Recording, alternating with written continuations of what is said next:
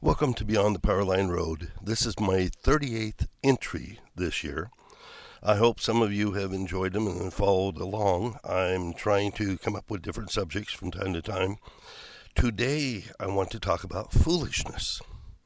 And by definition of foolishness, what we wind up finding out is foolishness is a quantity of being unwise, stupid, or not showing good judgment. And so we wonder sometimes if our judgment is good. And by the way, 1 Corinthians chapter 1 is going to be my primary source for this message. And I'm going to read from 1 Corinthians chapter 1 and then go back to it a few times. So I'm in verse 18.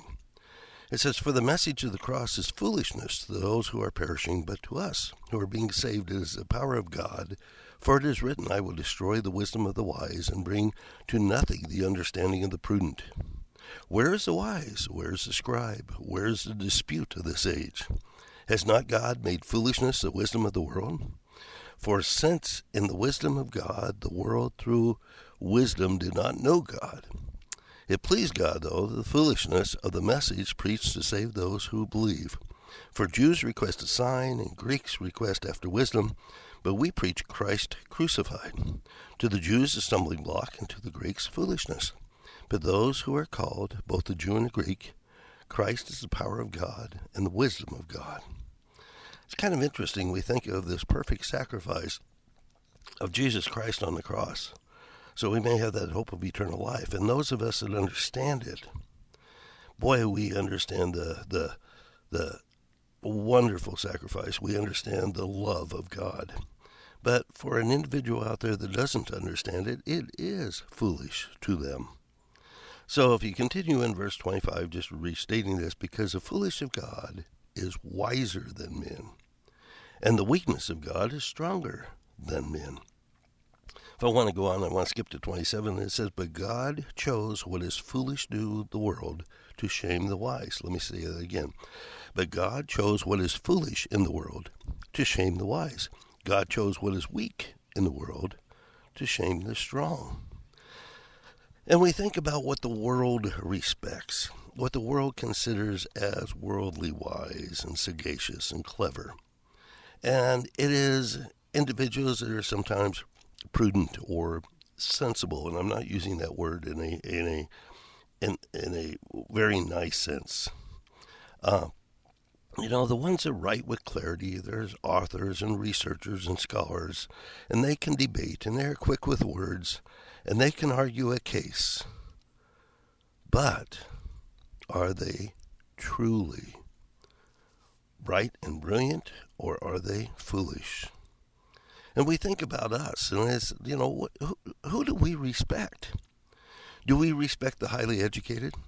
Do we respect the athlete, the actor, maybe the rich moderator or the politician? And, it's really sad. Who do the children look to as role models? And we find out that sometimes we can generalize these role models. The people are sometimes the outspoken, sometimes the bold, sometimes the resourceful, sometimes the tenacious. And that's not always bad. Sometimes the confident and the self-aware. But sadly, many of the role models that the children respect are the toxic, the rude, the braggarts.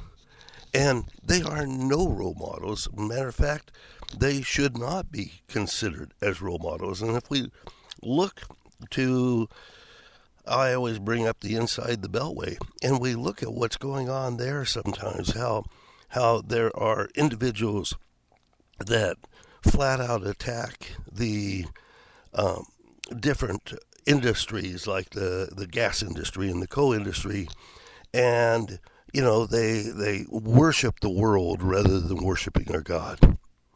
And so sometimes do we wind up looking to the foolish for our direction, and we shouldn't, because by worldly standards we are the fools. And why are we the fools? Because of the fact that we believe that there is one God, one salvation, one Messiah, and the world sees that as very foolish. If I go back to 26 and 27, Still 1 Corinthians, for ye see your calling, brethren, how that not many wise men after the flesh, not many mighty, not many noble are called. But God has chosen the foolish things of the world to confound the wise, and God has chosen the weak things of the world to confound the things that are mighty. And we need to kind of remember that. And if we look at examples, when God selected Moses, was he a great philosopher or an orator or a wonderful statesman or a man of wealth and power? I mean, was raised by people of wealth and power, but remember, he fled and he had no wealth, he had no power. He may have had a few herds of animals. He was not of interest to the world, and he wasn't published by any means. But Moses was chosen of God. If we think about Paul, he best judges which individuals and what measures that serves the purpose of his glory. This is what God does. So you think of Paul. When God or Jesus chose Paul, what was Paul doing? Paul was persecuting the Christians. And Jesus, I'm paraphrasing it, he told Paul, he says, it's pretty stupid to be kicking against the prods on the world because you're going to hurt your feet. And so Paul was converted. And he is converted to serve the glory of God, not Paul's ambitions. So remember, we preach Christ crucified. It truly is a stumbling block to some, and to some foolishness. But to those who are called, it is the wisdom of God. Foolishness with God is wiser than men, and we need to remember that.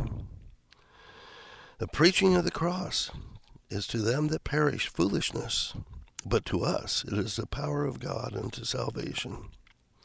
If you go to Romans chapter 1, verse 16, so now I'm moving from 1 Corinthians to Romans. And this is a wonderful statement that we need to use as a memory verse. Verse 16, for I am not ashamed of the gospel of Christ, for it is the power of God unto salvation to everyone that believeth, to the Jew first, and also to the Greek. And we go on to verse 17. For therein is the righteousness of God revealed from faith to faith, as it is written, the just shall live by faith. Some may think faith is foolish, but it should not be. So there are those in every generation who have not been ashamed of the gospel of Christ. Praise God. For those who have lived by faith, and yes, some of those will stumble from time to time. Paul was a fool for the world, but among his last writings, he provided assurances by saying, and this is in Timothy chapter 4, 2 Timothy chapter 4. I get my Timothys mixed up. Sorry about that. Paul says, I have fought the good fight. I have finished my course. I have kept the faith. Henceforth there is laid up for me a crown of righteousness, which the Lord, the righteous judge, shall give to me on that day, and not to me only, but to them that love his appearing. What a wonderful testimony. So what we find out is that fools for Christ are caught doing some really absurd things. They preach the cross. They preach Christ and him crucified. They believe in the death, the burial, and the resurrection, something that is foolish with the world. But let us continue to be foolish with the world. Have a wonderful day.